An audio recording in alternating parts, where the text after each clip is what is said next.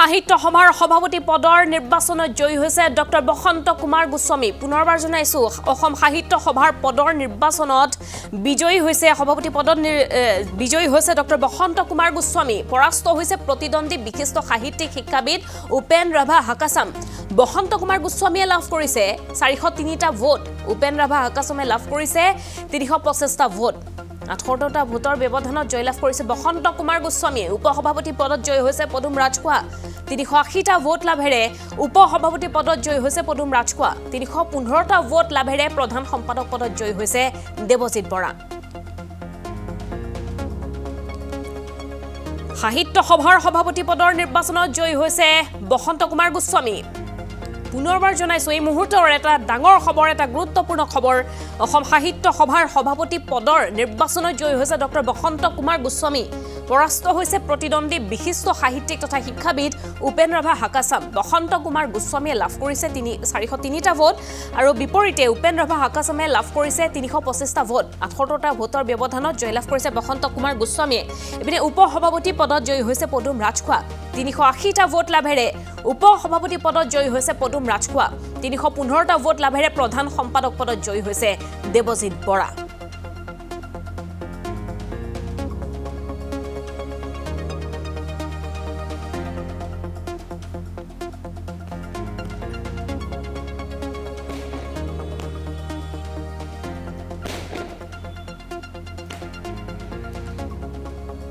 doctor বসন্ত কুমাৰ গোস্বামী জয়ী হৈছে ইয়াৰ পাছতে বিজয় উল্লাস দেখিবলৈ পোৱা গৈছে তেওঁ সমৰ্থকসকলৰ মাজত এই মুহূৰ্তৰ আমাৰ হৈতে উপস্থিত আছে আমাৰ যোৰহাটৰ সাংবাদিক প্ৰিয়ংকা সেনাপতি বিজয় লাভ কৰাৰ পাছতে যিখিনি প্ৰতিক্ৰিয়া আহিছে সেইখিনি আমাৰ জনাব আমাৰ সাংবাদিক গৰাকী আগবঢ়াইছো প্ৰিয়ংকা সেনাপতিৰ এক প্ৰতিবেদন আজি ঘোষণা হ'ল অসম সাহিত্য সভাৰ পৰৱৰ্তী সভাপতিৰ নাম আৰু সুদীৰ্ঘ 37 বছৰৰ পাছত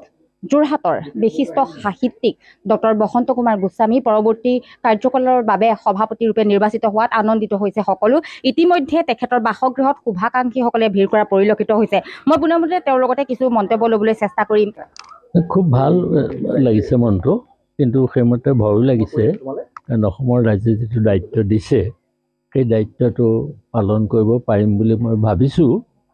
আৰু মই যেহেতু ওপৰত উঠি থকা নাই মাটিতে আছোঁ গতিকে পৰি যোৱাৰ ভয়টো মোৰ নাই আৰু এটা কথা ঠিক যে এটা বৃহৎ অনুষ্ঠানৰ অতুলনীয় যিটো সন্মান সেইটো অসমৰ ৰাইজে মোৰ ওপৰত অৰ্পণ কৰিছে মোক আগবঢ়াই দিছে মই ভাবোঁ যে এই আসনখনৰ যিটো মৰ্যাদা সেই মৰ্যাদা যাতে মই অক্ষুণ্ণ ৰক্ষা কৰিব পাৰোঁ সাহিত্য সভাৰ বাবে দুটা কাম হাতত ল'ম শংকৰদেৱৰ সম্পূৰ্ণ ৰচনাৱলী হিন্দী আৰু ইংৰাজীলৈ আমি তৰ্জমা কৰি দিম আৰু অসমৰ যিটো ভাষা অসমীয়া ভাষা তাৰ হিষ্ট্ৰী অফ আছামিজ লেংগুৱেজ বুলি এখন বৃহৎ কিতাপ আমি পৰিকল্পনা কৰি থোৱা আছে সেইখিনি আমি আমাৰ কাৰ্যকলাপৰ ভিতৰত উলিয়াই দিম অসম সাহিত্য সভা প্ৰায় বিতৰ্কৰ মাজত সোমাই পৰে আৰু তাৰ উপৰিও কাৰ্যনিৰ্বাহক সভাত মাৰপিটৰ দৰে ঘটনা সেয়া আপুনি ৰোধ কৰাৰ ক্ষেত্ৰত কেনেধৰণে এটা কথা প্ৰতিশ্ৰুতি দিব পাৰোঁ যে আমাৰ কাৰ্যকালত কোনো ধৰণৰ বিতৰ্ক নহয় আৰু মই এনেকুৱা এটা ব্যৱস্থা কৰি থৈ যাম যে ভৱিষ্যতেও যাতে সাহিত্য সভাৰ কোনো বিতৰ্কলৈ নাহে কাৰণ সাহিত্য সভাৰ নাৰী নক্ষত্ৰ গোটেইখিনি কথাৰ মোৰ নখদৰ্পণত আছে গতিকে এনেকুৱা এটা ব্যৱস্থা কৰিম যিটো ব্যৱস্থাৰ যোগেদি যাতে ভৱিষ্যতে অসম সাহিত্য সভাৰ কোনো বিতৰ্কলৈ নাযায়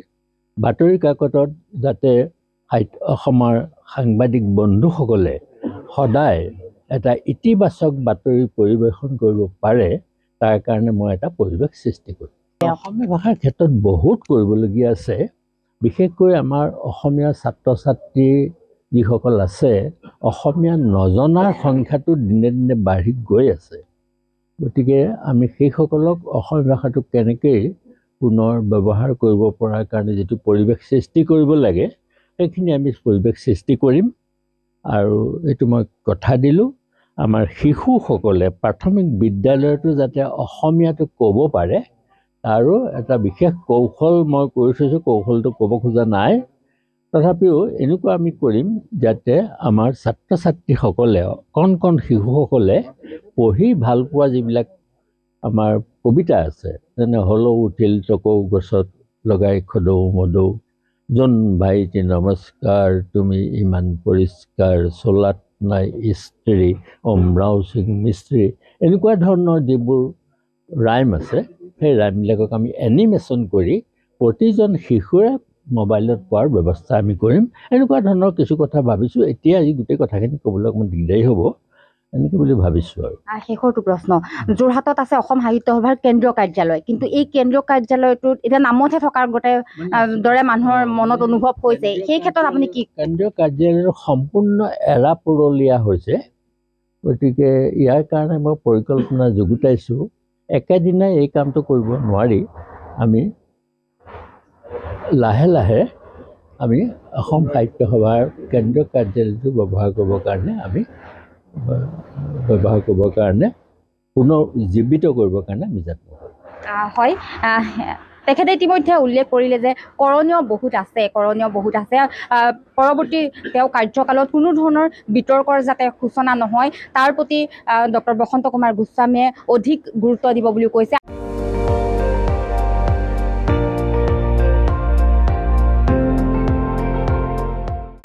আপুনি চাই আছে ND24 সৰ্বশ্ৰেষ্ঠ নহয় সৰ্বোত্তমৰ দৌৰত